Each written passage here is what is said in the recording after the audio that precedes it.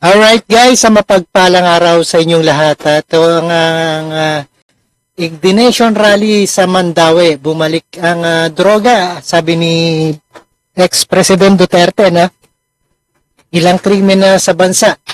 At ito ay bahagi ng pahayag ng dating Pangulong Rodrigo Duterte.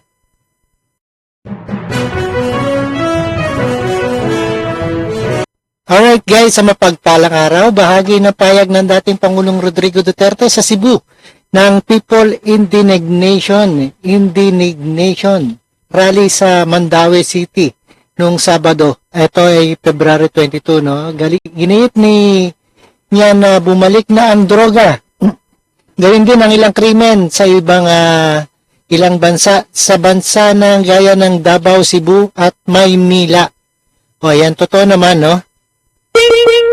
At bumalik talaga ang droga, no? Alright, panoorin po natin dito sa TV5.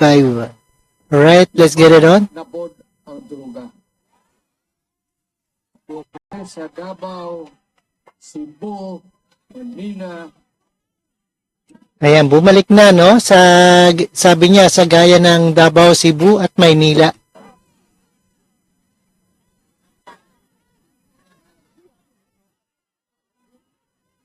Naghanap pong standby ng mga hulda.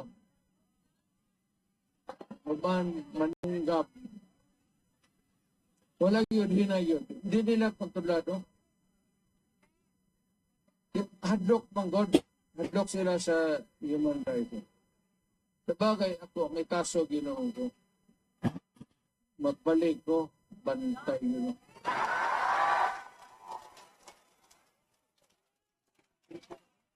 Ayan, lagot kayo pagbalik ni Duterte, no? Ayan, sa talamak na droga. Di kailangan ang problema niya, cut yung ginimo. Ang problema, tiyak na, ayan, papatayin talaga, walang ibang solusyon. Walang ibang solusyon ayon kay ex-president Duterte, no, sa droga. Walay laing solusyon. Walay laing. Wala na talagang solusyon daw. Alright, napanood at napakinggan po natin ang ating reaction video dito kay Rob Trip, and see us again sa ating the next one sa ating President Duterte at kay Sara Duterte, no? At maraming salamat sa panonood at pakikinig dito kay Rob Trip, and peace out.